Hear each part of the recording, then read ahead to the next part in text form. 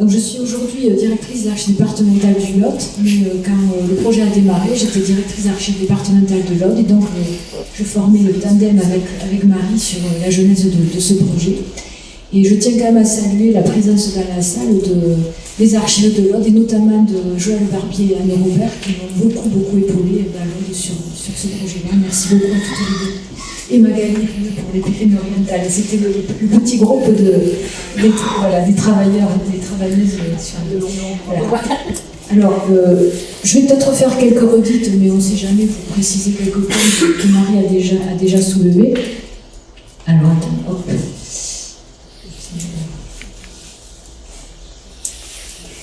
Voilà, c'est bon.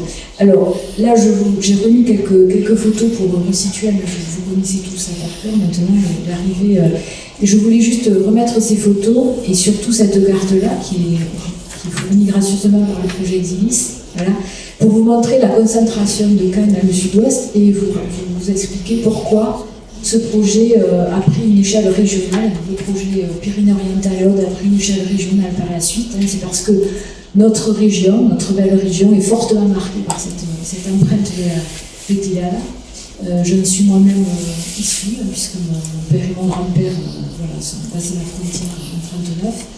Et je ne suis pas la seule. Et quand vous promenez à Toulouse, vous entendez parler espagnol à tous les coins de rue. Donc Toulouse, c'est la capitale de l'Espagne en France, quand même. Voilà. Donc on est vraiment, on fait partie de cette histoire, deuxième, troisième génération. Même si on est très bien intégré aujourd'hui, ça fait partie de notre histoire personnelle.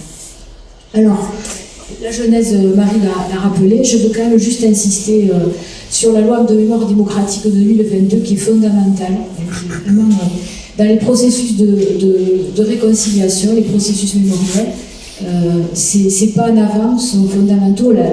Il faut encore penser qu'en Espagne, cette histoire-là, qui est quand même une histoire à la fois proche, mais quand même plus de 80 ans maintenant, elle n'est pas enseignée, ou elle est très légèrement enseignée, alors que voilà, ça fait partie aussi de l'évolution de l'Espagne vers la transition. Et donc cette loi de 2022, elle reconnaît le statut de victime aux républicains, donc d'où les droits à réparation. Elle donne aussi au gouvernement espagnol la responsabilité de la recherche des disparus dans les tombes, les tombes anonymes. Voilà. Et puis, elle replace aussi cette démarche dans le cadre d'une construction européenne, de notre histoire européenne. Et donc, effectivement, avant en 2019, mais surtout en 2019, on a eu une augmentation très sensible du nombre de recherches, comme l'a dit Marie. Et notre défi, c'était à la fois de contribuer à la reconstruction de ces parcours de républicains espagnols exilés, mais de le faire de la manière la plus large possible, la plus libre possible, puisqu'il ne faut pas oublier qu'il y a des gens qui recherchent de l'autre côté de la frontière, en France, mais aussi en Amérique latine ou ailleurs. Il y a eu beaucoup de... Ma propre famille a failli s'exiler au Mexique, on est resté à Toulouse, heureusement d'ailleurs, on est très bien ici. Voilà. Mais il a fallu, il a fallu quand même il faudrait quand même qu'on puisse accéder de quelques points qu'on se trouve. Donc, Marie l'a rappelé, le précédent, c'est les camps de l'Aude et les camps du Pyrénées-Orientales. Donc la base de camp, je ne sais pas si je peux accéder au site des archives de l'Aude.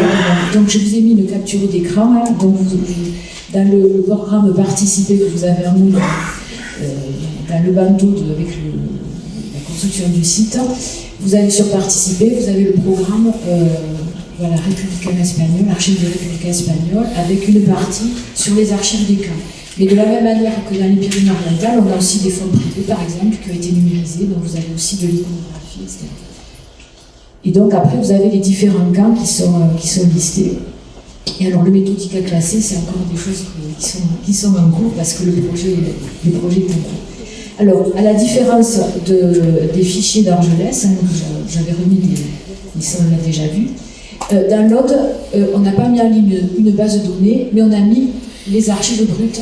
Donc on a numérisé les archives, donc vous avez accès directement aux documents. Donc vous avez ici quelques exemples. Alors il y a des listes. Il y avait 3 camps dans l'Aude, 3 camps assez importants d'ailleurs. Le camp de Bran qui est le plus important, où il y avait des réfugiés, hommes, femmes, surtout des hommes, il y avait aussi des femmes, quelques enfants. Le camp de Montaulieu, qui est le premier qui a ouvert d'ailleurs, et le premier qui a fermé, il a duré assez peu de temps, où il y avait plutôt des intellectuels, des artistes. Et puis le camp de Prizren-Montazel, où il y avait plutôt des familles et des femmes. Alors ces camps donc, ont ouvert, d'ailleurs avec le camp d'Argelès, Montaulieu a ouvert dès janvier 1939.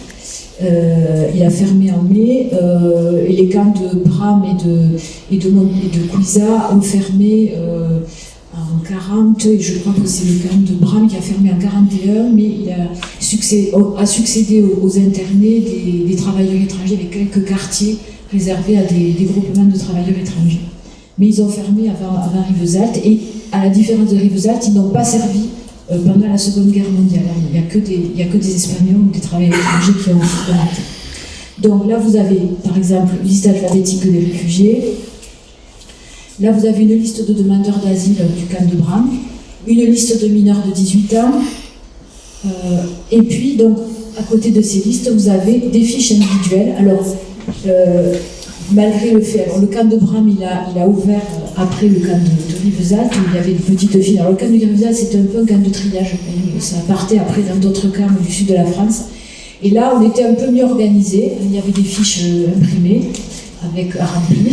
Alors certaines portent des photos. Pourquoi ? Parce que il y a des listes, des fiches d'entrée, des fiches de sortie pour le camp de Bram. Mais on peut avoir aussi, et on en a près de 3000, je crois. Joël, tu me dis si je me trompe. 2700, il me semble, dossiers individuels qui, pour des personnes qui ont sollicité soit un rapprochement de famille, soit qui cherchaient du travail, soit qui voulaient repartir en Espagne. Et donc, on a ouvert les dossiers au nom de ces familles. Et là, vous avez la photo qui figure sur les dossiers. Malheureusement, les photos, on ne peut pas les mettre en ligne parce que la CNIL n'a pas permis la publication des photos. Voilà, là par exemple, vous avez sur la droite un sauf-conduit, hein, pour voilà, quelqu'un qui veut circuler pour aller travailler. Voilà. Donc ces dossiers donc, ont été mis en ligne en 2020, puisqu'il a fallu qu'on attende cette fameuse autorisation de la CNIL, et comme l'a dit Marie, on est resté un petit peu le bec dans l'eau, parce qu'on espérait très naïvement que cette autorisation, cette forme de dérogation serait généralisée, comme ça peut être le cas pour les archives de la Seconde Guerre mondiale, qui avaient été octroyées par le gouvernement Jospin. Eh bien non. Voilà. Eh bien non, la CNIL n'a pas voulu, et donc on s'est dit, il faut quand même qu'on aille plus loin, et on a élargi le projet. Alors, premier élargissement géographique, c'est-à-dire aux 13 départements d'Occitanie. On a essayé d'adjoindre 2 départements de Nouvelle-Aquitaine, où il y avait des camps, c'est le Lot-et-Garonne et les Pyrénées-Atlantiques, mais ils sont un peu traînards pour l'instant. Voilà, on avance à 13. Alors, comme on est dans un pays de rugby, on est le 13 occitan, voilà. On a fait une montée à 15 et on est resté à 13. Donc, les départements-là sont tous partie prenante de ce projet. Alors, c'est un projet dont les objectifs, là, je vous les ai mis. Donc, bien sûr, aider à reconstruire les parcours de vie de ces réfugiés entre 36 et 45, 44-45. L'idée, c'est de les intégrer dans un écosystème de diffusion plus large que nos propres départements. Quand on veut reconstruire des parcours, il y a des maillons, il y a des étapes. Si vous ratez une étape, comme l'a dit Madame tout à l'heure, vous avez voilà, votre père, une partie de son parcours, vous n'avez pas identifié. On s'est dit, plus on va être de partenaires, et plus le parcours sera riche de données. Donc l'idée, c'était vraiment qu'on y entre tous, dans un premier temps l'Occitanie, et au-delà, si possible. Voilà.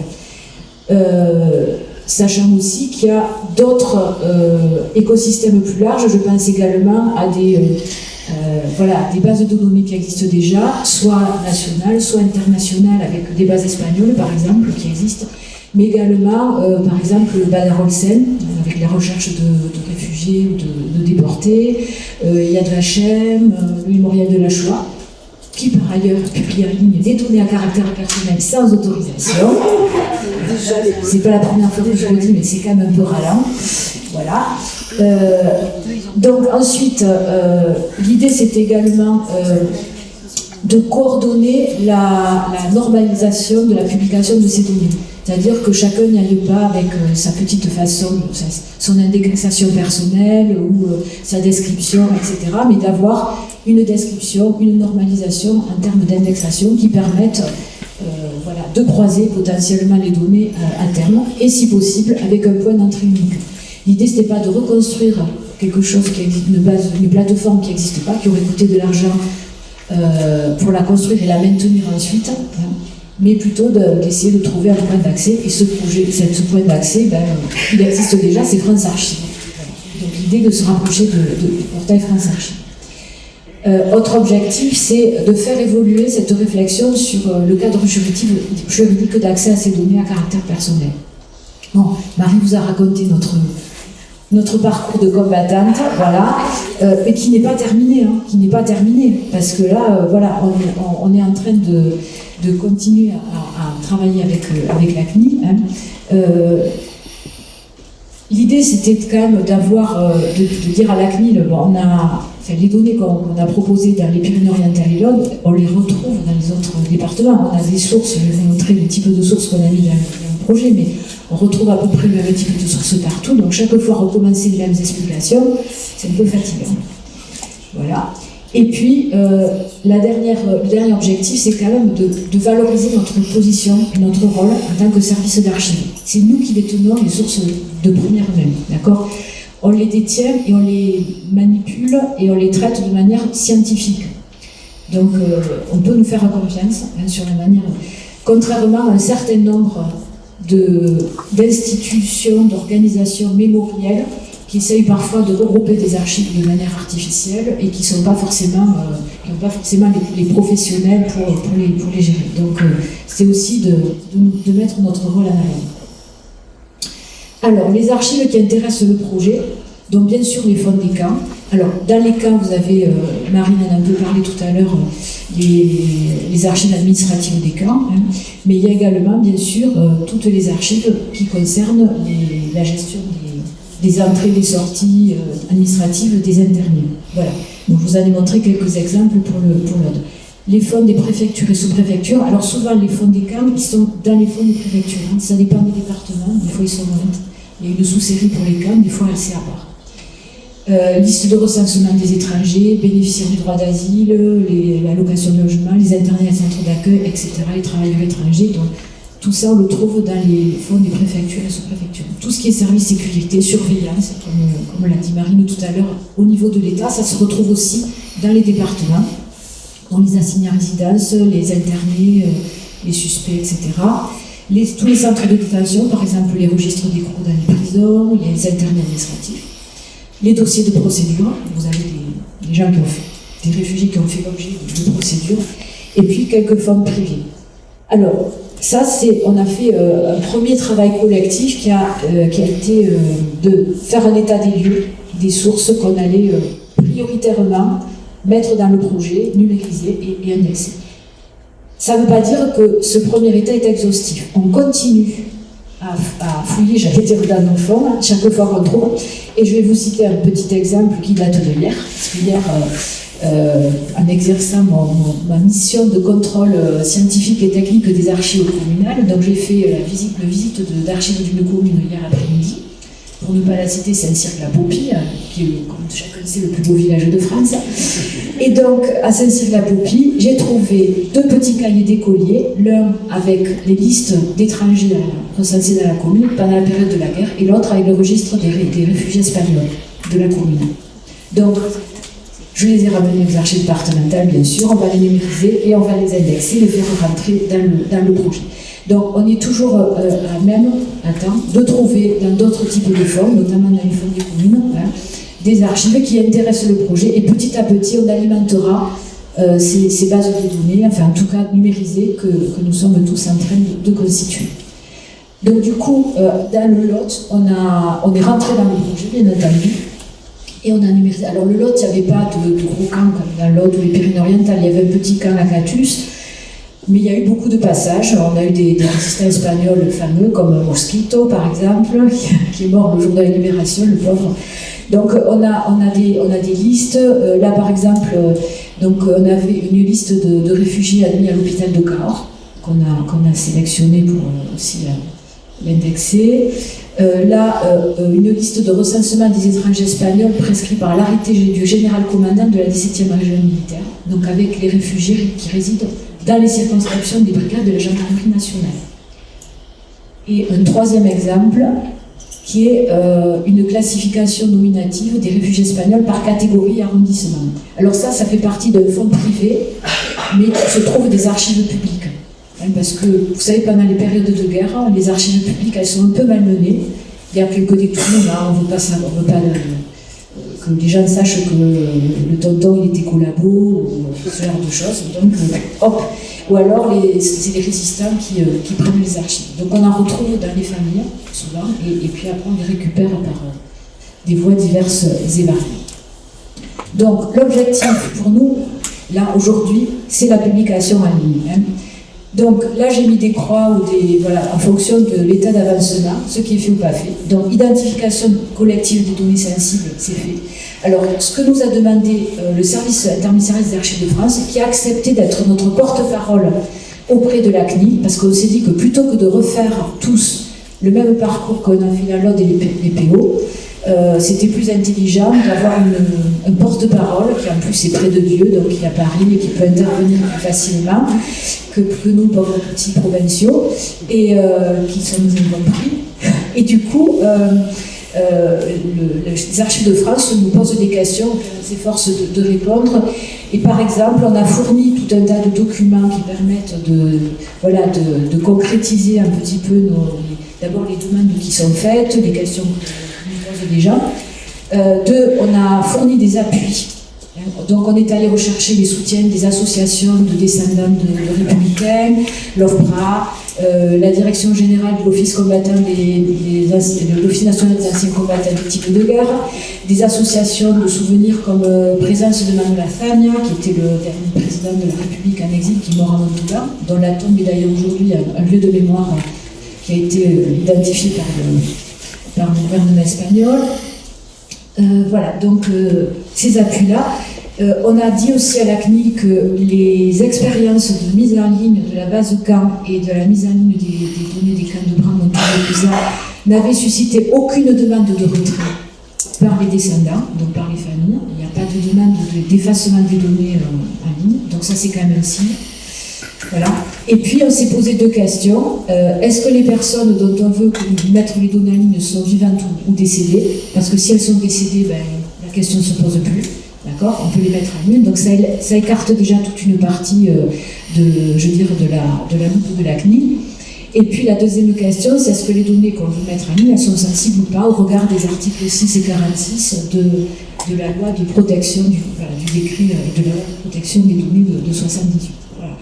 Donc l'idée c'est toujours de désensibiliser les données, donc, comme je disais tout à l'heure, de prouver que se faire vacciner c'est pas une donnée à caractère sensible. Alors le problème de la CNIL, c'est qu'elle a une approche qui est extrêmement juridique et pénale et contemporaine. Et par exemple, elle fait pas de différence entre un résistant et un collabo. Elle ne va pas faire de différence entre une victime et quelqu'un qui les va. Et un condamné de droit pénal. Voilà. Donc c'est compliqué. Il n'y a pas de vision historique et surtout il n'y a pas de prise en compte de la demande sociale et mémorielle, qui est aujourd'hui la demande la plus importante. Alors c'est pas qu'on ne veuille pas travailler pour les historiens, rassurez-vous, mais cette forte pression qu'on a eue en 2019 et avant, parce que chaque 10 ans où il y a des commémorations, ça retombe. Voilà, il faut que cette pression-là, la CNIL la comprenne. On répond à des gens qui ont besoin de se construire, de se reconstruire, de savoir ce qui s'est passé, pourquoi ils se retrouvent ici au lieu d'être chez eux, leur lieu d'origine. Ça, c'est super important. Alors, donc, on a fourni tout ça au SIAF qui est en train de négocier. Alors, ça avance un peu. Alors, ce qu'a obtenu le SIAF, c'est qu'au lieu de faire que chacun fasse ce qu'on appelle, la CNIL appelle une étude d'impact, c'est-à-dire de réfléchir à l'impact qu'aurait la publication en ligne de ces données, soi-disant sensibles.